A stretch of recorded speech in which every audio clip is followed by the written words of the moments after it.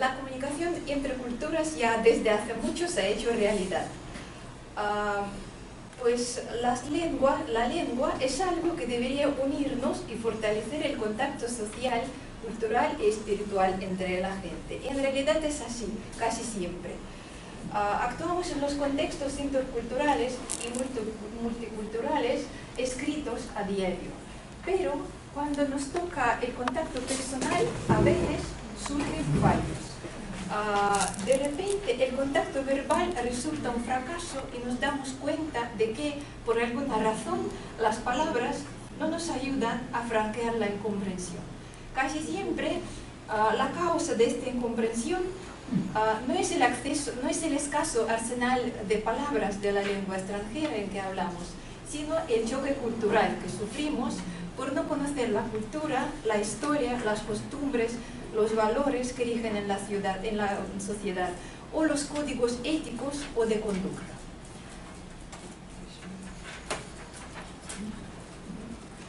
Por eso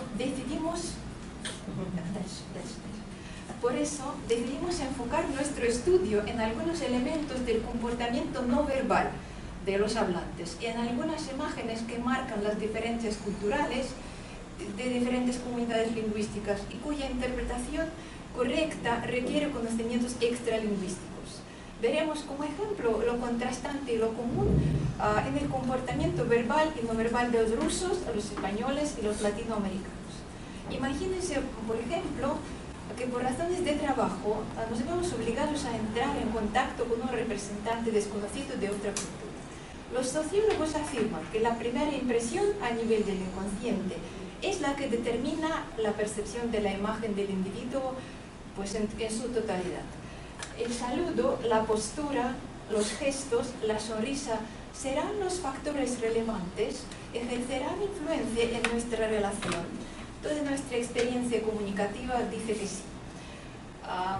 Los científicos han descubierto que en general en la comunicación diaria solo el 40% de la información se transmite a través de palabras.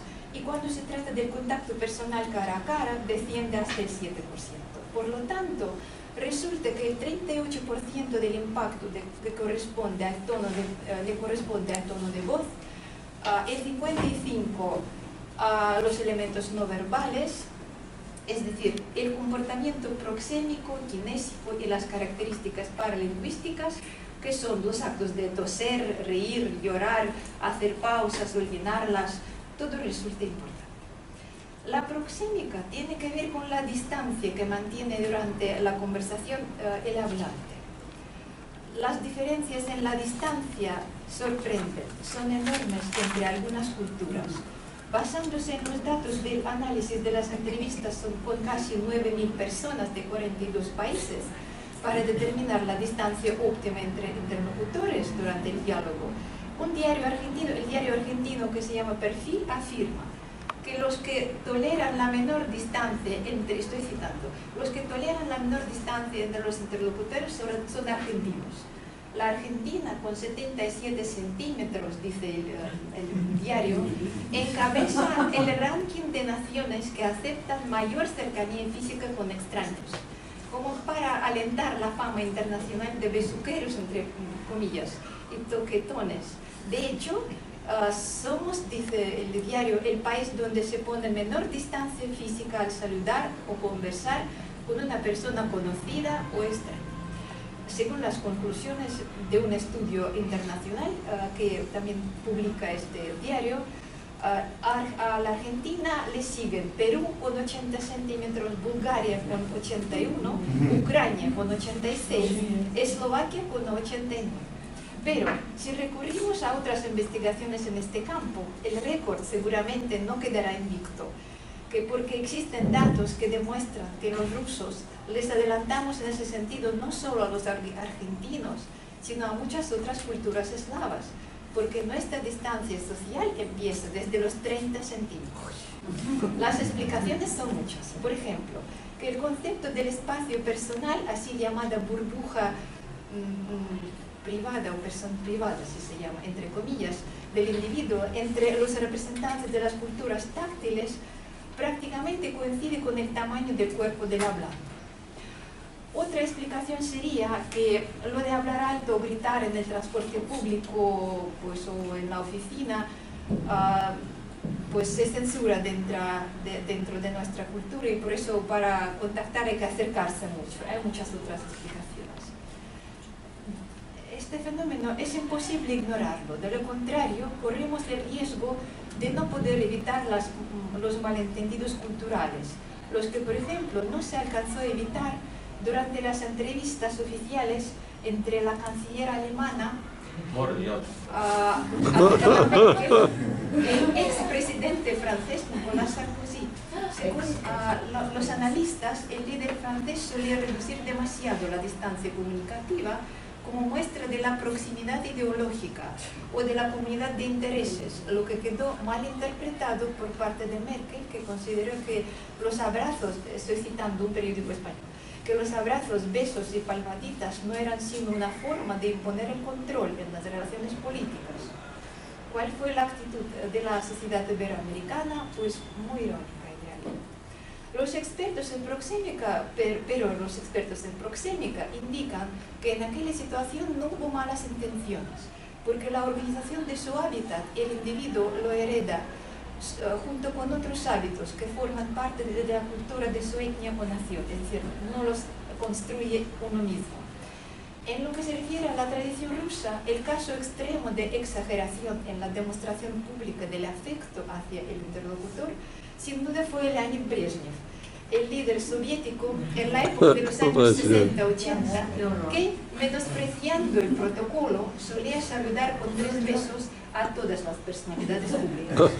El ritual pasó a la historia como el triple Brezhnev, y durante varios años fue objeto de bromas en la prensa de muchos países. Por ejemplo, en los periódicos españoles se documentó como el beso comunista, el beso fraternal socialista o el beso político.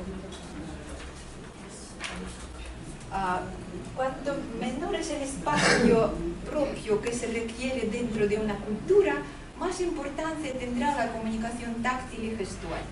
La expresión facial, la sonrisa, la postura corporal, es decir, todo lo que estudia la kinesia son elementos de la comunicación no verbal que matizan, complementan o incluso en cierta medida modifican nuestra comunicación verbal. Citaré la gestualidad formando parte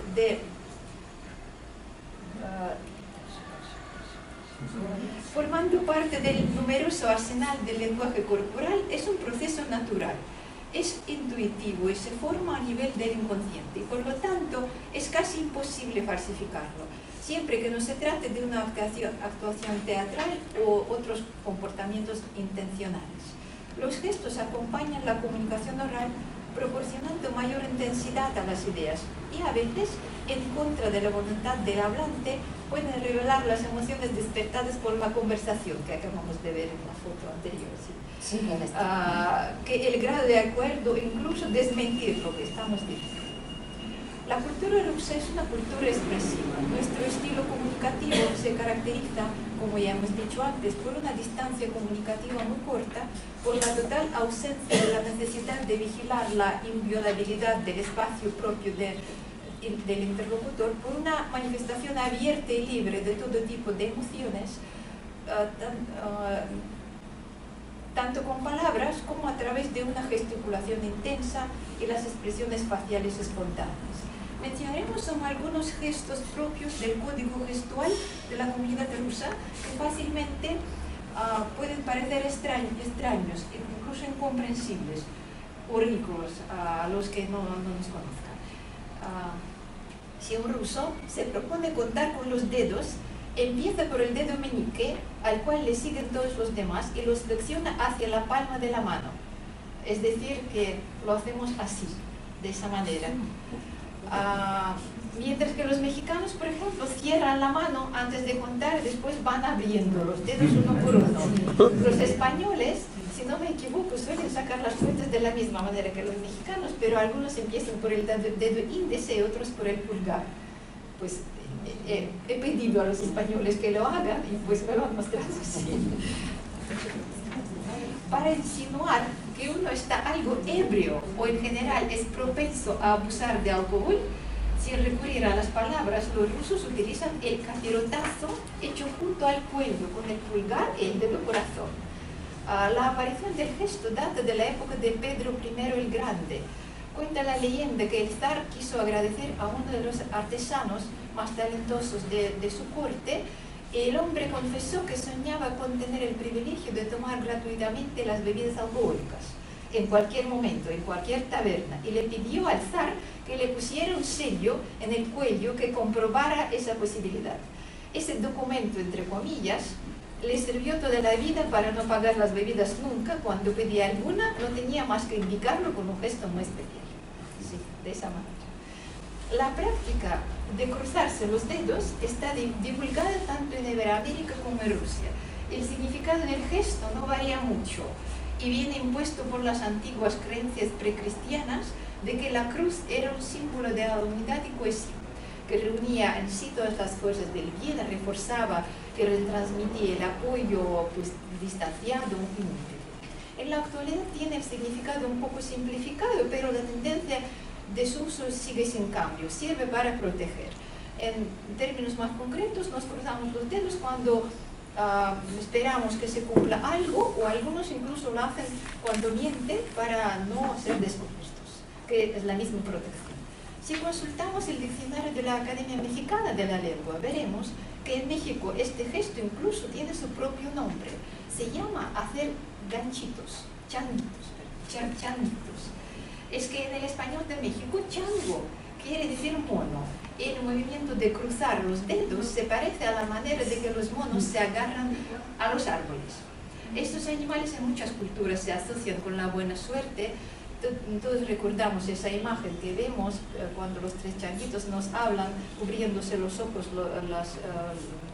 las orejas y la boca. Nos recuerdan que no hay que decir ni escuchar ni ver atrocidades. Además de los gestos, nos parece importante mencionar el elemento de expresión facial muy significativo y elocuente, que es la sonrisa. ¿Cuántos malentendidos ha provocado este simple efecto de contracción de los músculos de la cara? ¿Cuántas veces hemos notado la sorpresa y el desengaño de los extranjeros al ver las caras serias en las calles de Moscú? ¿Significa eso que los rusos somos un pueblo malhumorado, pesimista y melancólico? Definitivamente no. Eso significa que cada una de las culturas tiene sus normas de transmitir mensajes mediante los medios no verbales. Recordemos que la cultura rusa, igual que la española y la mayoría de las latinoamericanas, desde el punto de vista de las distancias proxémicas, es de contacto, es decir, de poca distancia entre los interlocutores. Su comunicación se distingue por alto grado de empatía e involucramiento personal en la conversación.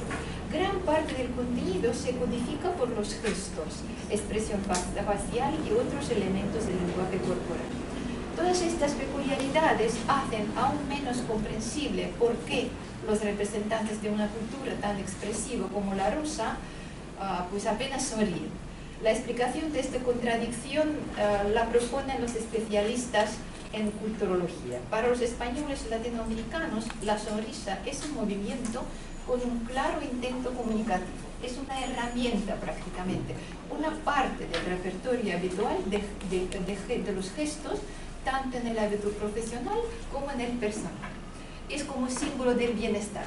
Claro que además de todo eso es una simple reacción biológica a un mensaje agradable. Y para los rusos es solamente una reacción biológica sin ningún otro intento comunicativo. Cuanto más alta es la posición de la persona en la sociedad o en el entorno profesional, menos sonríe, porque esa es la imagen de una personalidad pública en la mentalidad rusa. Una persona seria, inteligente, de razonamiento sólido y irrefutable, seguramente merecerá respeto y confianza dentro de la sociedad. La sonrisa resulta totalmente inoportuna en ese contexto, revela la frivolidad y prueba que la persona no es consciente de la importancia de los problemas y no toma en serio las ideas del interlocutor y por lo tanto incluso puede provocar malestar sentimental o respeto. La sonrisa en la comunidad rusoparlante debe tener motivo emocional, puede expresar simpatía, confianza, gratitud, pero no tiene nada que ver con el protocolo ni normas de cortesía.